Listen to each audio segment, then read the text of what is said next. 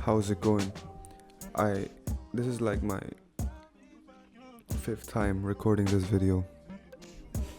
Shit just kept going wrong, and the last thing to go wrong was my phone, because I record my video on my phone. Flew off my desk into my fucking bin, so I ended up and bought myself a tripod. So should be better. I'm investing in this shit. Let's get it. Started with this beautiful chord progression.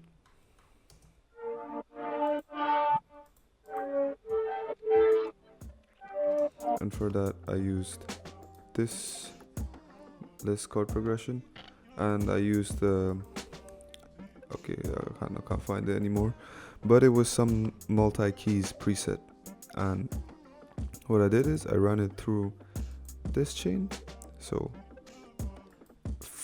NS1 to cut out some of the noise, this EQ, and this reverb.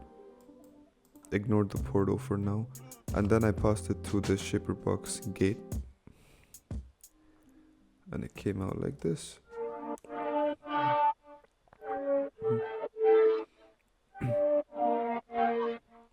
And then for the last chord, it was just, I didn't like it, so I just cut it out for each.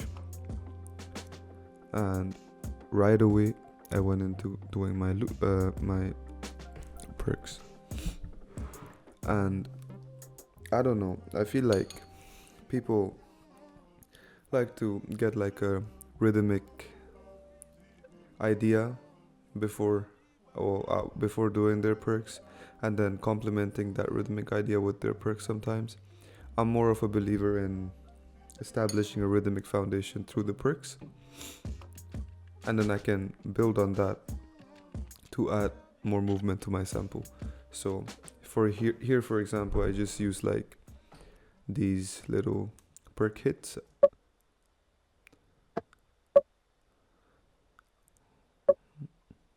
and then I added like this perk loop,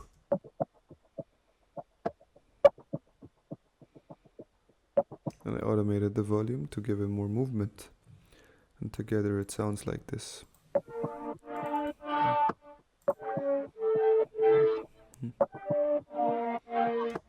Then I routed all the perks into this channel. I added a filter freak, this preset, drum BPM, I don't know what the fuck that is, but yeah. And then I also added a decimort on this preset, just, downsampling, is that the word? Basically taking away from the quality of the sample. So I don't know if it's called downsampling, or I don't know if it's just called downgrading the sample, or degrading. That's the one, degrading the sample. That's what I did here essentially. And then I added the same MIDI, but I added a different sound. So it sounds like this. It's like a piano. Okay, maybe not the same MIDI, because I remember I strummed the chords and like moved it around, put it in random places to make it like more human-like.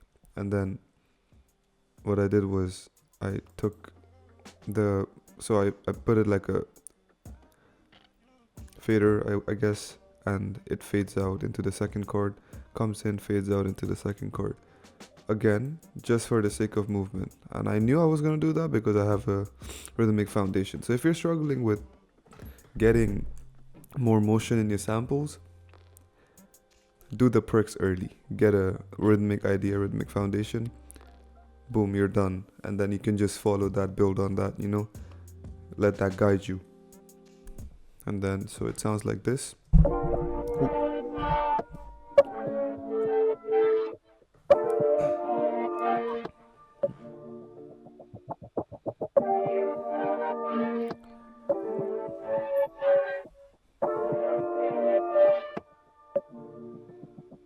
Yes, sir.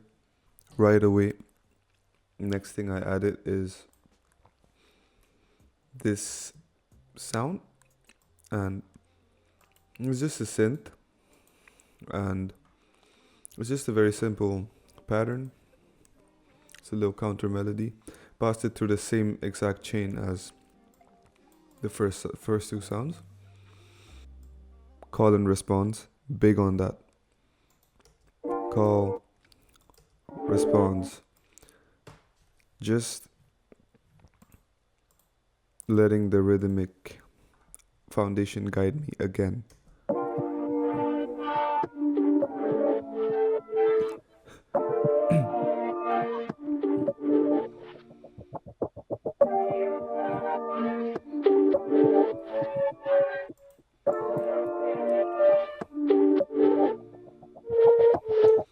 And you must notice no sound is taking up the space from another sound. Everybody shines.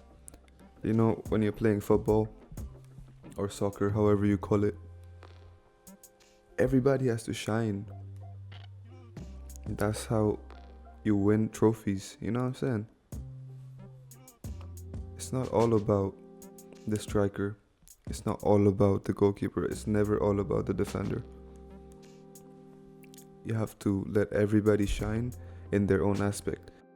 Something that you want to send out, you want it to keep it simple, you want to make sense out of every sound that you add.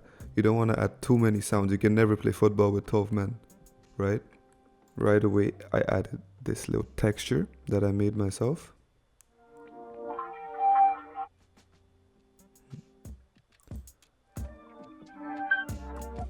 And I just added it to transition it into the next part and onto the next part. That was just the idea of it. And yeah, I'm not gonna go into depth as to every single kind of processing I did to make that, but essentially it's like a piano sound, gated, reversed, and then I do all the kind of processing I do when I make textures. I was gonna make a video. I want to make a video about making textures, so I'm not gonna go too much in depth as to how I made my texture here. It's just one single texture. I need a better sample for that video with much more textures that I've made, or just like showing the process of making textures. But yeah, you get the idea of it though. But I would say don't even fucking waste time making your own textures.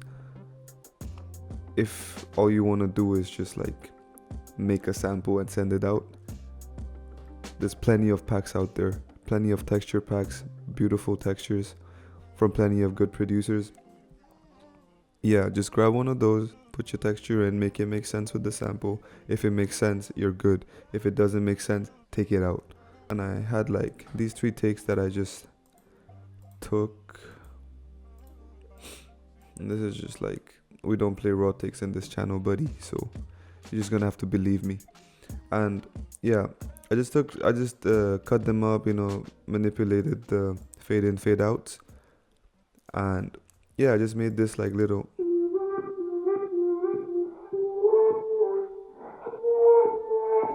it's like the beginning, like an intro, kind of very like not doing too much. There's gonna go drums on it, there's gonna go more vocals on it, so you don't want to do too much with your vocals. You can, but try not to. It should be fine. Plus, if you like do too much with your vocals as well, it also has to like not clash with all the other sounds you added here, and it's like a unless you're an amazing vocalist, you're not gonna harmonize perfectly with all your sounds. So I'm not a perfect vocalist, so just saying. First thing I did for processing my vocals, I ran it through a shaper box. It's like a pulsating gate kind of situation. And then I bust this because I didn't want it on every other sample. And then I run it through this vocal chain. I'll just show you quickly. Autotune, parametric EQ, alter boy, format down, compressor, flanges, RC20, reverb, very small, very, very small reverb, and then I monoed it too. Quick little EQ, boosting the mids, and fruity chorus, more EQ, just cutting the high highs. And yeah, you have like this nice drowned out vocal. You can also use like decim or actually like degrade the sample, like actually go into like Edison, but who got time for that, bro? And then these are like the second take. And then I just chopped it up, you know. Use part of the first take, you use part of the second take type shit. And then it sounds like this.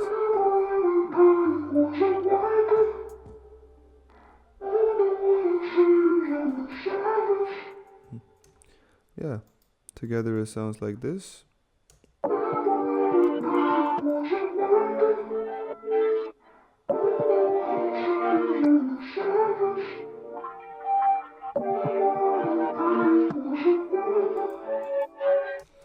Yes, sir. And then, oh, and then right away, what I did was I pitched it down 2 semitones.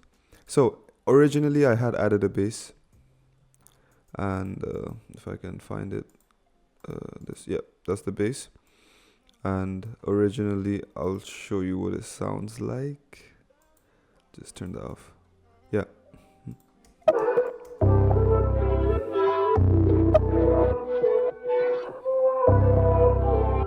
And then, like, when I degraded the sample, there was a crazy loss in like quality. Not degrade, sorry. When I pitched down the sample 2 semitones, there was a crazy loss in quality from the bass. So I was like, I'm just gonna remove it. So I just removed it, like, and it didn't really take that much away from the sample in the sense of how full it sounds. So I was like, you know what, it's fine. I'm just gonna leave the sample as is without the bass. So I just took it out, and then I added like this EQ to cut out like the lows because I pitched it down. A fruity balance to just turn up the volume of the sample, and a clipper so it doesn't clip. And yeah, that's pretty much it, man. It's so simple. Follow this blueprint. If it doesn't work, come to me and I'll tell you it works, and then you're gonna try again, and then it's gonna work, and then you're gonna realize, oh shit, it was right, you know. Anyways, thanks for watching, man. Vocal chain, I'm just gonna put the fucking FL preset in the description, so you can just take that and drop it in your vocals. Do your thing, you know. It's gonna sound good, I promise.